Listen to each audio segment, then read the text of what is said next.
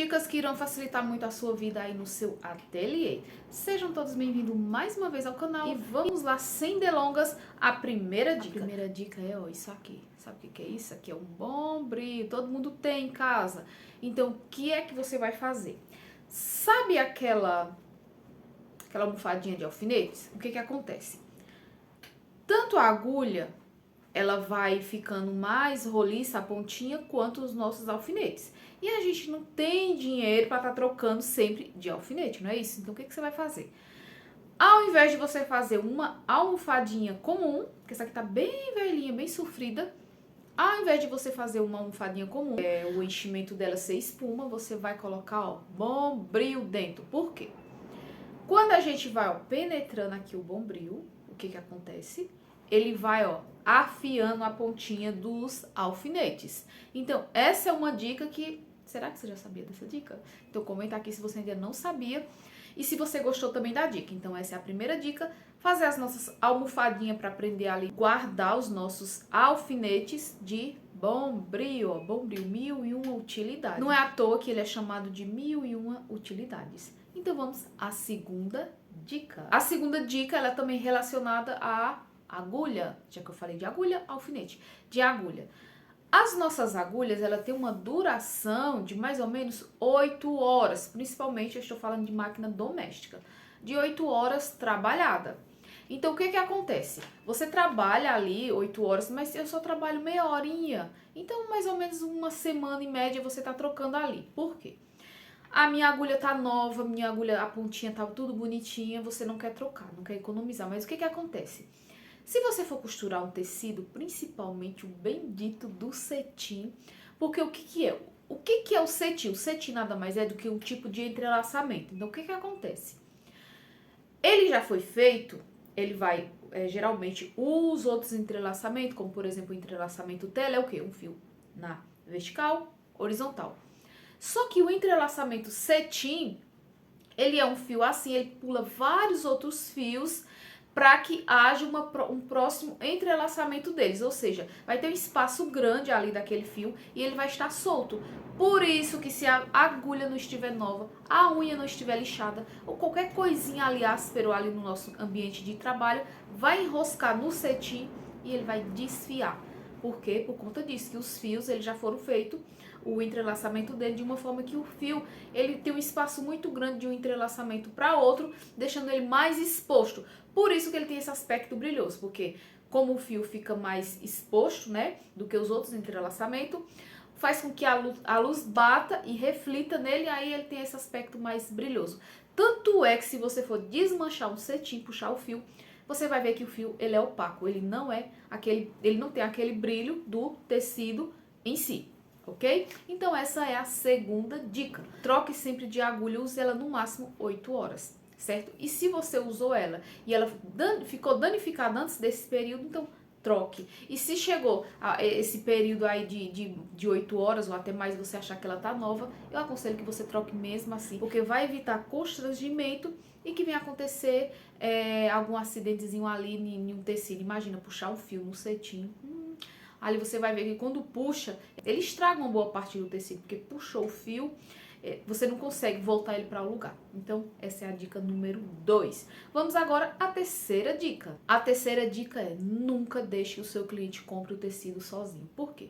Ele sempre vai optar por um tecido mais barato, porque o que ele vai querer? Economia. Ele acha que vai economizar no tecido para sobrar dinheiro para pagar o seu serviço. Então, se você deixar ele fazer isso, o que vai acontecer? Ele vai trazer um tecido difícil de costurar, porque ele não está preocupado com isso. Afinal de contas, essa não é a área dele. Ele quer a roupa pronta, mas ele não quer saber se esse tecido dá mais trabalho, se esse tecido não dá mais trabalho. Às vezes ele quer uma peça e traz um tecido parecido, mas que quando você for confeccionar a peça não vai ficar com aquele mesmo caimento. O que vai acontecer? Vai colocar a culpa em você. Então não deixe o seu cliente comprar o tecido sozinho, que ele confie no vendedor. Porque o que acontece? Não existe um órgão que regulamente o nome dos tecidos. Então, vai ter um tecido em uma loja, ele pode receber o nome, e em outra loja vai ter um tecido parecido que ele vai receber aquele mesmo nome, mas que não é o mesmo tecido. Por exemplo, imagine que o cliente ele quer uma roupa, ele mora em um lugar quente, como aqui na minha região, e ele quer uma roupa fresca. O que que acontece? Ele vai comprar um tecido 100% poliéster.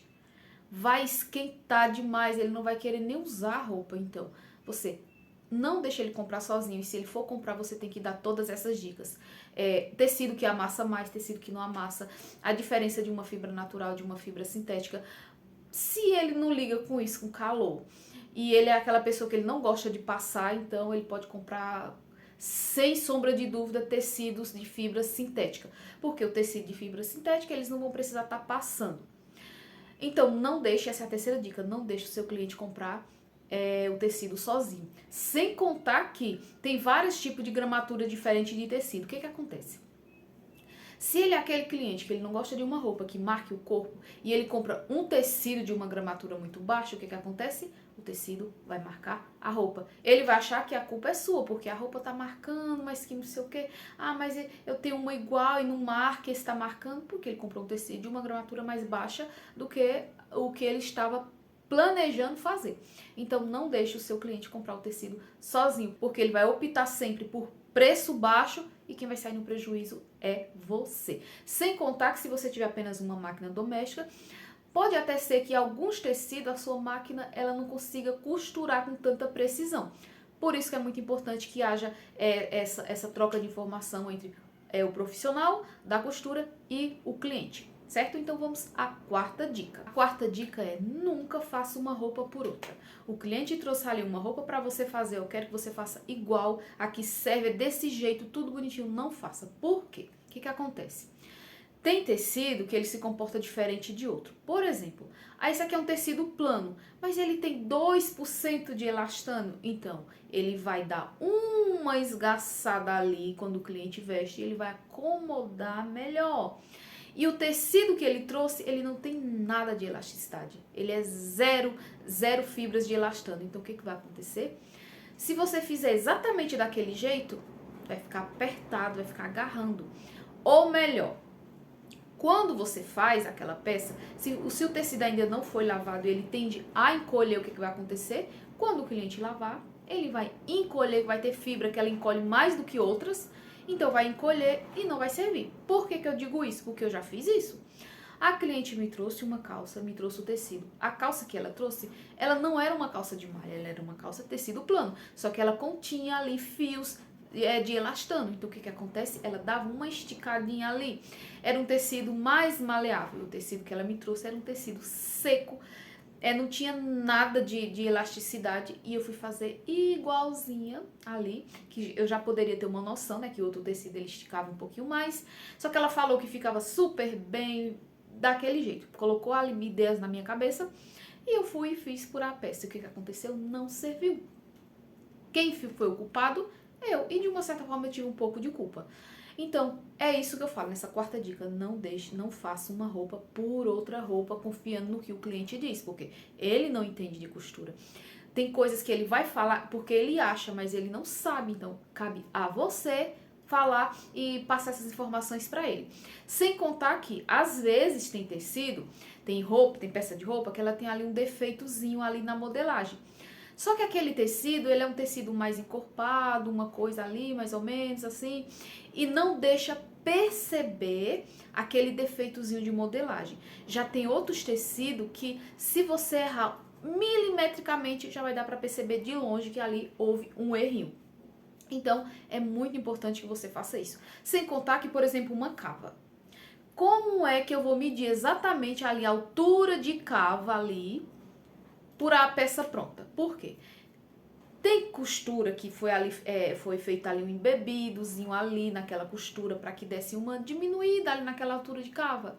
E você não tem aquela noção, então o que vai acontecer? Você vai fazer exatamente igual àquela peça, só que ali você não vai conseguir acertar os centímetros certinho. Então o ideal é que você pegue aquela peça ali como um exemplo ali para você ir fazendo, se baseando por ela, mas que você também tire as medidas do corpo daquele cliente. Assim, você vai ser bem mais assertiva e não vai correr o risco de errar em nada. E quando o cliente chegar, você vai entregar uma peça feita com qualidade e assim valorizar ainda mais o seu trabalho. Então essa é a quarta dica. E vamos para a última dica. A quinta dica é: procure sempre conhecer mais sobre os tecidos. Por quê?